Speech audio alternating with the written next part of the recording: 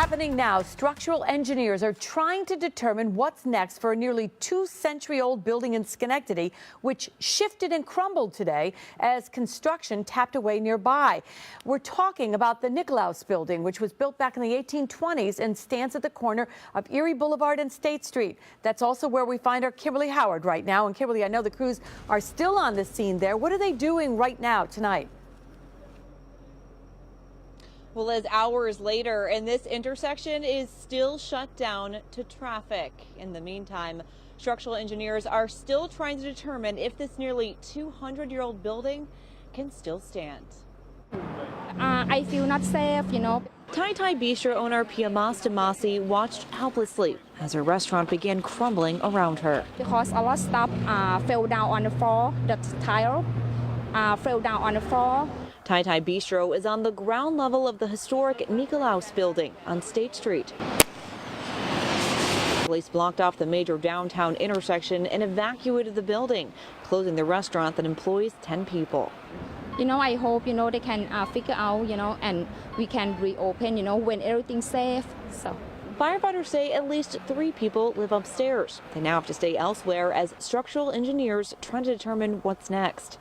They're saying that it appears it's structurally stable in the short term, but we're again erring on the side of caution. As for what caused all this, crews have been tapping away at a $20 million construction project in the lot next door. I believe they were pounding some steel in the ground next to this building, and the occupants were complaining of vibrations, very big vibrations. Gloria Kishton of the Schenectady Heritage Foundation happened to be eating lunch inside and felt the building shaking.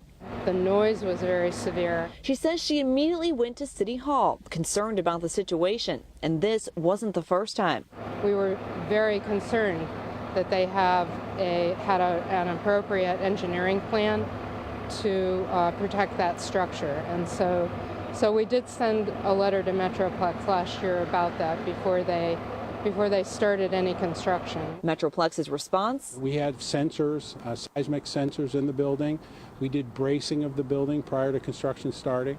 The sensors went off, the team responded immediately, and the engineers are working on a solution that will stabilize the building and preserve it. We are unhappy about it, of course. We're particularly unhappy about this because they were warned. They knew that this could happen.